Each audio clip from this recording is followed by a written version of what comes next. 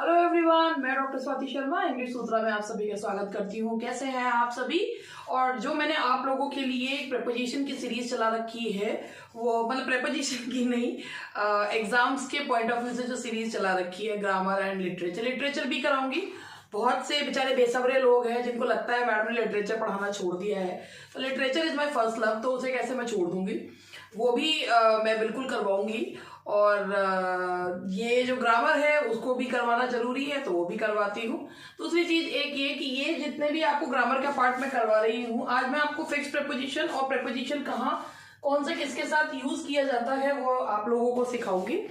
और एक और चीज मैं आप लोगों को बताना चाहूंगी, DSSB का बैच हम लोग फरवरी में स्टार्ट कर रहे हैं। तो भाई ऐसा है कि इस बैच को काफी लोग जो है वो बैच को लेना चाहते हैं, तो उनके लिए है। बाकी मेरा जो भी कंट्रीब्यूशन यूट्यूब पे रहेगा वो रहेगा। भाई यूट्यूब का ऑडियंस अलग है और उसका जो है वो अलग है, पेड बैच खरीदने वाले। तो हम लोग फरवरी से अपना from 1 Feb a new batch of DSSB is going to be जो है it's going to be started। और आप उस बैच में अगर आप लेना चाहते हैं तो आप थोड़े दिन में कोर्स लॉन्च हो जाएगा, you can buy from there. और जो लोग YouTube से पढ़ना चाहते हैं वो YouTube से पढ़िए। बहुत सारा मटेरियल जो लोग पैसे लेकर पढ़ा रहे हैं वो मेरा मटेरियल आपको फ्री में मिलेगा। बहुत सारे लोग इससे निकाल भी चुके हैं एग्जाम्स, तो जिसको जैसा ठीक लगे वो करे। और अब जरा प्रेपोजिशंस को पढ़ना शुरू करते हैं।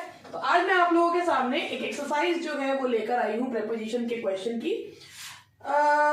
DSSB TGT English new paid batch starting from 1 Feb। और इसके बाद अब हम लोग जो है प्रेपोजिशंस जो है वो स्टार्ट कर रहे हैं। जो मेरा पहला पार्ट जिन लोगों ने नहीं देखा प्रेपोजिशंस का वो लोग देख लें। और अब मैं आप लोगों को ये क्वेश्चंस के माध्यम से ही पुट ऑल द बुक्स। अब एक चीज देखिए, ऑन एंड ओवर में अंतर क्या है? ऑन का मतलब होता है सरफेस के ऊपर, सरफेस पर, ठीक है, किसी चीज को के ऊपर है मगर पूरा कवर नहीं कर रहा है तो वो ऑन है। और अगर कोई चीज सरफेस को पूरी तरीके से कवर कर रही है तो वो ओवर हो जाता है। Put the blanket over the baby. और अगर आप ये बोलते हैं कि put the books on the table, तो बुक्स पूरा ऐसे टेबल कवर को बिछाएंगे तो ओवर। और बुक्स को रख रहे हैं तो बुक्स एक पर्टिकुलर एरिया जो है वो लेंगी, तो put all the books on the table. तो जब सरफेस पर हो तो वहां पर होता है ऑन, सरफेस को पूरा कवर कर ले तो ओवर का यूज किया जाता है। तो यहां आएगा ऑन। अब आता है आई टोल्ड द ट्रुथ। अब यहां पर आपको प्रेपोजिशन दे रखे ऑन, टू, इन, ऑफ, तो कौन सा लगाएंगे?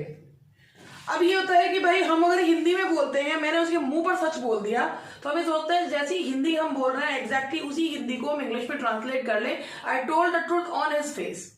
तो ये एक बहुत ही गंदी अंग्रेजी है। अंग्रेजी हम शर्मिंदा है, तेरा कातिल जिंदा है, ये वही वाली हो गई कि ऑन हिज फेस। अगर आपको कोई बात किसी के मुंह पर कहनी होती है तो उसको ऑन हिज फेस नहीं कहा जाता, that is to his face. तो इसीलिए I told the truth to his face होता है, दैट इज नॉट ऑन। ये एग्जैक्टली वही चीज होगी कि हिंदी को इंग्लिश में ट्रांसलेट कर देना। तो I told the truth to his face, ठीक है।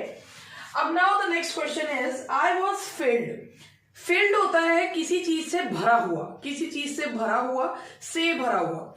Filled with tears, filled with anger, filled with wonder. तो फिल्ड के साथ जो प्रेपोजिशन यूज होता है वो होता है विद। कि फिल्ड विद का मतलब होता है किसी चीज से भरा हुआ, किसी चीज से भरा हुआ, दैट इज फिल्ड विद। तो आई होप कि ये जो तीन जो मैंने आपको कॉन्सेप्ट बताए हैं ये आपको समझ में आए हो। Now the next slide is you should learn it word. अभी होता है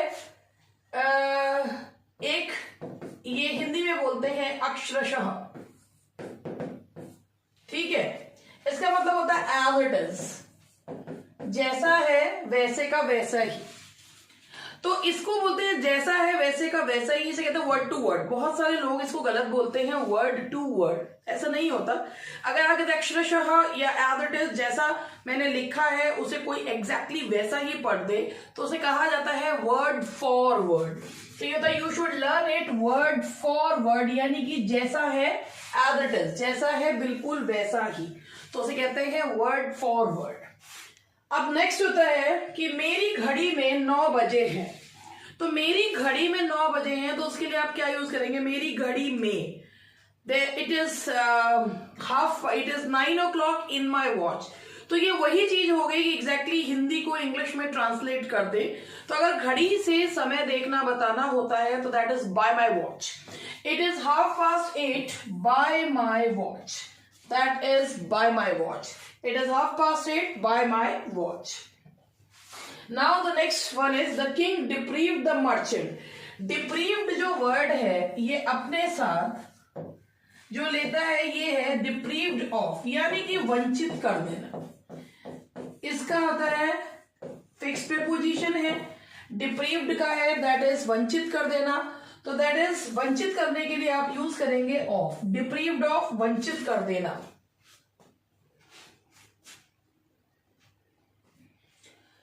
China is dash the north of India. जब कोई डायरेक्शन बतानी होती है कि चाइना इंडिया के नॉर्थ की ओर है या नॉर्थ की तरफ है, तो जब डायरेक्शन बतानी होती है तो वहां पर हम लगाते हैं टू।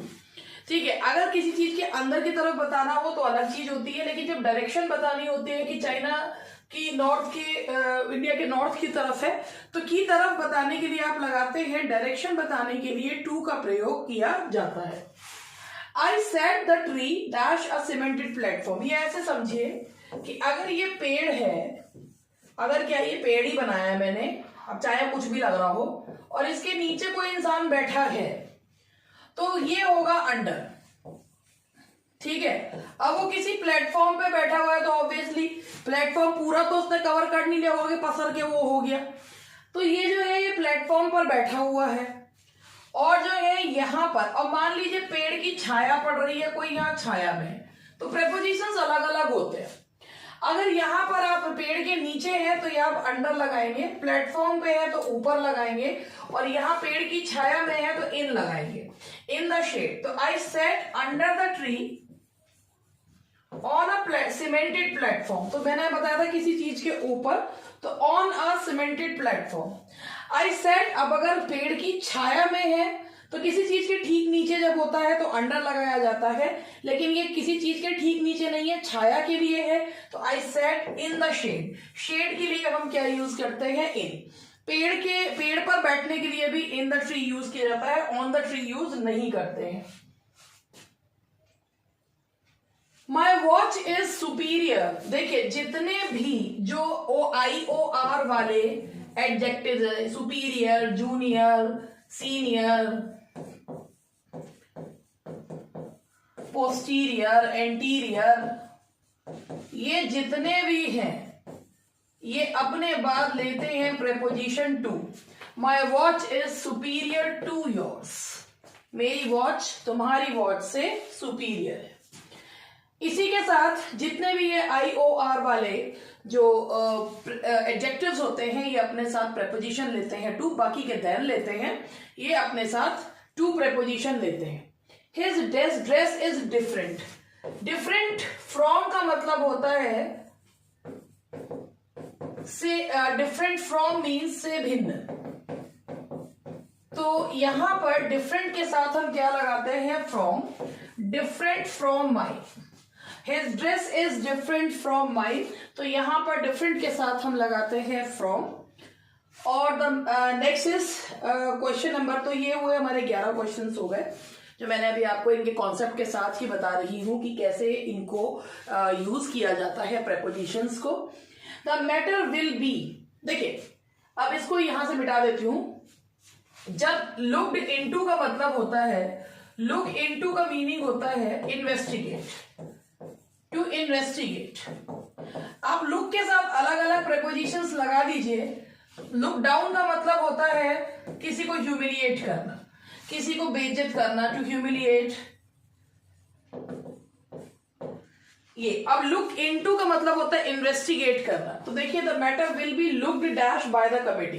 तो look down by the committee अगर लिख देंगे तो इसका मतलब होगा कि कमेटी के द्वारा मैटर की बेइज्जती की जाएगी, वो हो नहीं सकता। लोगों की बेइज्जती करी जा सकती है, मैटर की नहीं करी जा सकती। तो matter will be looked into bye the committee का मतलब होगा कि भाई मैटर की जांच पड़ताल जो है वो की जाएगी। अब देखिए मैं ऐसे ही पढ़ाती हूं और मेरे अंदर आपको कभी भी एक बहुत ही ज्यादा सीरियस टीचर की झलक आपको नहीं मिलेगी।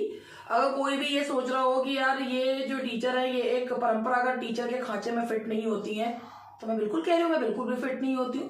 मेरे पास किनिया बना बना के बोल रहा हूँ हेलो स्टूडेंट्स कैसे हैं आप, और मैं बहुत ज्यादा सीरियस हो जाऊं। मैं जैसी हूं ऐसे ही पढ़ाती हूँ। जिसे अच्छी लगे कोई बात अच्छी बात है, जिसे अच्छी ना लगे तो भी कोई बात नहीं। I don't care at all, मेरा काम है पढ़ाना। बहुत सारे लोगों को इससे बेनिफिट होता है, कुछ लोगों को नहीं होता। अब मैं क्या बता तो रही हूँ कि जब मैं अपनी तरीके से पढ़ाती हूँ तो लोगों को लगता है कि ये जो इंसान है, वैसे लोगों को क्या लगता है मुझे उससे क्या लेना देना, मैं क्यों बता रही हूँ आप लोगों को। छोड़ो इस बात को और पढ़ लो, ठीक है। I will talk dash you later, we had a talk then. इन दोनों को एक साथ बता रही हूँ। आई विल टॉक, देखिए यहां जो ये टॉक है दैट इज वर्ब, और यहां जो टॉक है दैट इज नाउन। अगर टॉक एक वर्ब की तरह यूज हो रहा है, अगर टॉक वर्ब की तरह यूज हो रहा है तो वो प्रेपोजिशन लेता है to. I talk to you, I won't talk to you. लेकिन I will have a talk to them, वो गलत है। अगर नाउन की तरह यूज होता है तो यूज होता है प्रेपोजिशन विथ। और हमें कैसे पता चलेगा कि वो नाउन है? उसके पहले ए या द का यूज किया जाएगा तो वो नाउन बन जाता है। We had a talk with them, तो अगर नाउन के तौर पे यूज हो रहा है तो आप with लगाइए। I will talk to you later तो to लगाइए। यानी कि वर्ब की तरह यूज हो रहा है तो to, नाउन की तरह यूज हो रहा है तो with का यूज करें। किसी को सुनने के लिए कहना तो लिसन अपने साथ जो प्रेपोजिशन लेता है वो होता है टू। लिसन टू मी, मेरी बात सुनो, please listen to me. Now next question is, आप इसको भी समझिए, इसको भी दोनों इकट्ठा समझाऊंगी। अगर प्रोवाइडेड वर्ड आ रहा है और प्रोवाइडेड के बाद इनडायरेक्ट ऑब्जेक्ट आता है, इनडायरेक्ट ऑब्जेक्ट मतलब नॉन लिविंग थिंग, तो उसके बाद प्रेपोजिशन लगता है टू, ठीक है, प्रोवाइडेड। और अगर प्रोवाइडेड वर्ड आ रहा है, इनडायरेक्ट ऑब्जेक्ट मतलब लिविंग बीइंग, मैं उल्टा बोल गई। अगर प्रोवाइडेड के बाद डायरेक्ट ऑब्जेक्ट आ रहा है,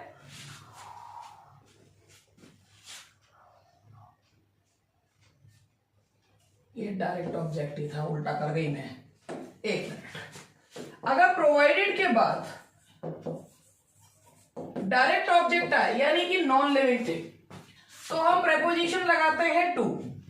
और प्रोवाइडेड के बाद इनडायरेक्ट ऑब्जेक्ट है, ये डू आईओ मतलब डीओ मतलब डायरेक्ट ऑब्जेक्ट, इनडायरेक्ट ऑब्जेक्ट का मतलब होता है ह्यूमन बीइंग, तो उसमें हम लगाते हैं विथ, ठीक है। अब आप यह देखिए, आई प्रोवाइडेड मनी, ये हमारा इनडायरेक्ट, ये सॉरी हमारा डायरेक्ट ऑब्जेक्ट है, क्योंकि नॉन लिविंग थिंग को हम कहते हैं डायरेक्ट ऑब्जेक्ट। आई प्रोवाइडेड मनी, डायरेक्ट ऑब्जेक्ट आ रहा है तो क्या लगाएंगे टू। आई प्रोवाइडेड हिम, ये इनडायरेक्ट ऑब्जेक्ट है, ह्यूमन बीइंग से लिविंग बीइंग को कहा जाता है इनडायरेक्ट ऑब्जेक्ट, तो आई प्रोवाइडेड हिम विद मनी। कई बार देखने में ऐसा भी लगता है कि इसमें प्रेपोजिशन की जरूरत नहीं है, लेकिन जो प्रोवाइडेड वर्ड है अगर उसके बाद आप नॉन लिविंग थिंग का यूज करेंगे यानी कि डायरेक्ट ऑब्जेक्ट यूज करेंगे तो आपको टू लगाना है, और प्रोवाइडेड के बाद अगर इनडायरेक्ट ऑब्जेक्ट आता है तो आपको उसके बाद जो है विद लगाना है। तो टू एंड विद का ख्याल रखिए और आगे बढ़ते हैं। ये कुछ इस तरीके के वर्ड्स होते हैं जिनमें देखने में ये भी लगता है नो प्रेपोजिशन रिक्वायर्ड। क्वेश्चन है, I suggested dash him to take the exam. अगर सजेस्टेड, सजेस्ट, प्रपोज, इनके बाद कोई ऑब्जेक्ट आ रहा है, ये देखिए ये ऑब्जेक्ट आ रहा है, सजेस्ट प्लस ऑब्जेक्ट आ रहा है, तो ये अपने बाद जो प्रपोजिशन लेते हैं वो प्रपोजिशन होता है to. I suggested to him to take the exam. देखने में लग रहा है सजेस्टेड के बाद हमें टू लगाने की आवश्यकता नहीं है, लेकिन यहीं पर गलती हो जाएगी। सजेस्टेड और प्रपोज अपने बाद अगर ऑब्जेक्ट आ रहा है तो वो अपने साथ प्रपोजिशन लेते हैं to. You suggested to whom, you propose to whom, इसलिए। My teacher told me to solve the easy questions first. Told said अपने साथ प्रेपोजिशन लेता है। सेड टू को हम परिवर्तित करते हैं टोल्ड में, लेकिन टोल्ड अपने साथ कोई प्रेपोजिशन नहीं लेता। टोल्ड के साथ कोई प्रेपोजिशन यूज नहीं होता। ये छोटी छोटी चीजें होती हैं, बहुत ही छोटी चीजें, इवन सभी को आती हैं, मगर फिर भी एग्जाम में गलतियां हो जाती हैं। टोल्ड के साथ कोई प्रेपोजिशन नहीं, तो यहां कोई प्रेपोजिशन नहीं आएगा। My teacher told me to solve the easy questions first. अब जैसे मैंने अभी आपको बताया था कि अगर किसी सेंटेंस में प्रपोज और इसके अलावा भी मैं आपको बता देती कौन कौन से जो वर्ब्स हैं वो यूज होते हैं। देखिए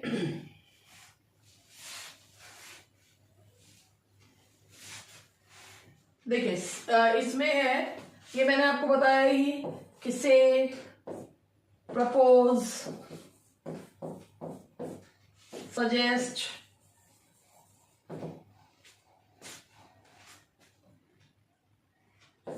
रिप्लाई,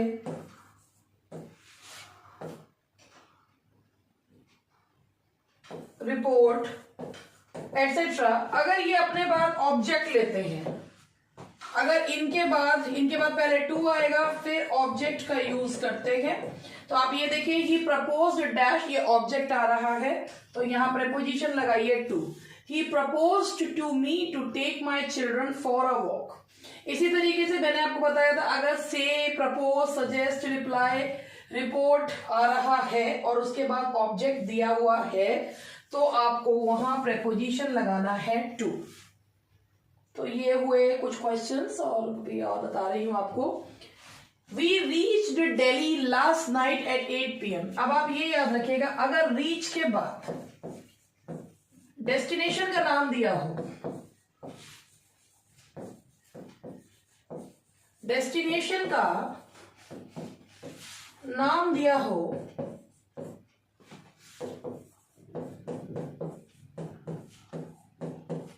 तो कोई प्रेपोजिशन यूज नहीं करते।